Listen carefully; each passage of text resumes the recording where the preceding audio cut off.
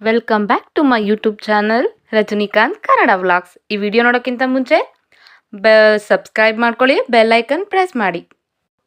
ಇವತ್ತಿನ ವಿಷಯ ಬಂದು ಜೀರಿಗೆ. ಜೀರಿಗೆಯಿಂದ ಆಗೋ ಉಪಯೋಗ ಏನು? ಜೀರಿಗೆಯ ದುಷ್ಪರಿಣಾಮ ಏನು? ಜೀರಿಗೆಯನ್ನು ಯಾವ ರೀತಿ ಬಳಸಬೇಕು? ಜೀರಿಗೆಯಿಂದ ನಮ್ಮ ಆರೋಗ್ಯಕ್ಕೆ ಆಗೋ ಬೆನಿಫಿಟ್ಸ್ ಏನು? ಜೀರಿಗೆಯಲ್ಲಿರುವ ಪೋಷಕಾಂಶಗಳೇನು? ಇದ್ರ ಬಗ್ಗೆ ಮಾತಾಡೋಣ.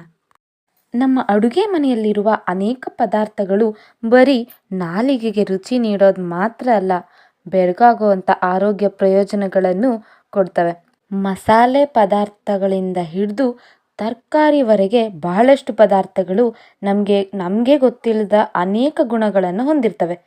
ಎಷ್ಟೊಂದು ಅಡುಗೆಗಳಲ್ಲಿ ನಾವು ಜೀರಿಗೆಯನ್ನು ಬಳಸ್ತೀವಿ. ಒಗ್ಗರಣೆಗಂತೂ ಜೀರಿಗೆ ಇರಲೇಬೇಕು.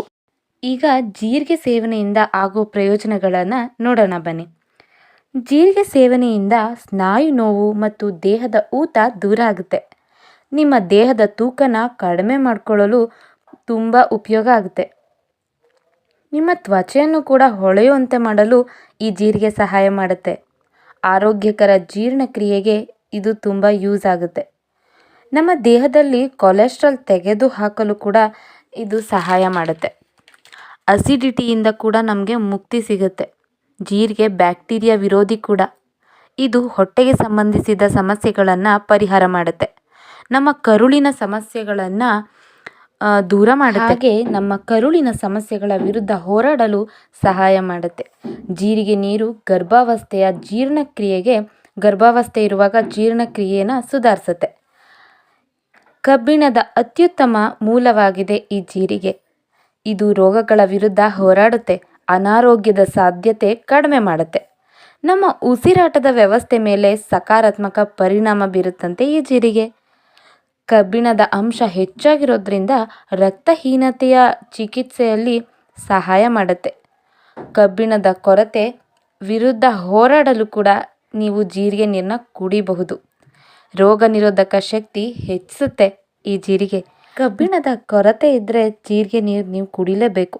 ರೋಗ ನಿರೋಧಕ ಶಕ್ತಿ ಕೂಡ ಜಾಸ್ತಿ ಮಾಡುತ್ತೆ ಈ ಜೀರಿಗೆ. ಜೀರಿಗೆ ಕಡಿಮೆ ಕ್ಯಾಲೋರಿ ಹೊಂದಿದೆ ಫ್ರೆಂಡ್ಸ್. 1 ಸ್ಪೂನ್ ಜೀರಿಗೆ ಕೇವಲ 7ರಿಂದ 8 ಕ್ಯಾಲೋರಿಗಳನ್ನು ಹೊಂದಿದೆಯಂತೆ.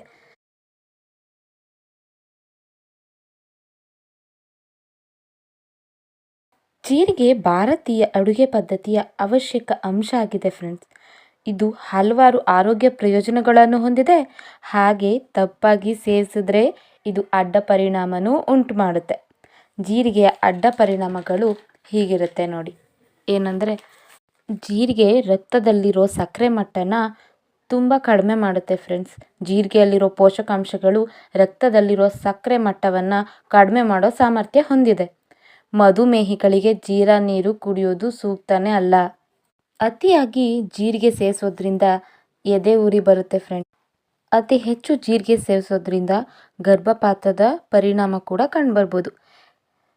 ಗರ್ಭಪಾತಕ್ಕೂ ಕಾರಣ ಆಗ್ಬೋದು, ಅಥವಾ ಗರ್ಭಿಣಿಯರಲ್ಲಿ ಅಕಾಲಿಕ ಹೆರಿಗೆಗೂ ಕೂಡ ಈ ಜೀರಿಗೆ ಕಾರಣ ಆಗ್ಬೋದು. ಸೊ ಗರ್ಭಿಣಿಯರು ಅತಿಯಾಗಿ ಸೇವಿಸಬೇಡಿ ಜೀರಿಗೆನ. ಮತ್ತು ಪುರುಷರಲ್ಲಿ ಟೆಸ್ಟೋಸ್ಟೆರಾನ್ ಮಟ್ಟನ ಕಡಿಮೆ ಮಾಡಿ ವೀರ್ಯ ಚಲನಶೀಲತೆಯ ಮೇಲೆ ಪರಿಣಾಮ ಬೀರುತ್ತೆ. ಅತಿಯಾಗಿ ಜೀರಿಗೆ ಸೇವಿಸೋದ್ರಿಂದ ಯಕೃತ್ತಿನ ಹಾನಿ ಕೂಡ ಆಗಬಹುದು. ಜೀರಿಗೆಯಲ್ಲಿರೋ ಎಣ್ಣೆಯು ಹೆಚ್ಚು ಬಾಷ್ಪಶೀಲತೆ ಆಗಿರೋದ್ರಿಂದ ಯಕೃತ್ ಅಥವಾ ಮೂತ್ರಪಿಂಡದ ಹಾನಿ ಕೂಡ ಆಗಬಹುದು. ಜೀರಿಗೆಯಲ್ಲಿ ಅತಿಯಾಗಿ ಸೇವಿಸದೆ ಮಿತವಾಗಿ ಸೇವಿಸಿದ್ರೆ ಜೀರಿಗೆಯಲ್ಲೂ ಕೂಡ ನಾವು ಆರೋಗ್ಯ ಪ್ರಯೋಜನಗಳನ್ನು ಪಡ್ಕೋಬಹುದು. ಅತಿಯಾದರೆ ಅಮೃತನೂ ವಿಷ ಅಲ್ವಾ? ಖಾಲಿ ಹೊಟ್ಟೆಗೆ 1 ಲೋಟ ನೀರಿಗೆ 1 ಸ್ಪೂನ್ ಜೀರಿಗೆಯನ್ನು ನೆನೆಸಿಟ್ಟು ಮಾರನೇ ದಿನ ಬೆಳಿಗ್ಗೆ ಈ ನೀರನ್ನು ನೇರವಾಗಿ ಕುಡಿಬಹುದು, ಅಥವಾ 5-6 ನಿಮಿಷ ಕುದಿಸಿ ಕುಡಿಬಹುದು.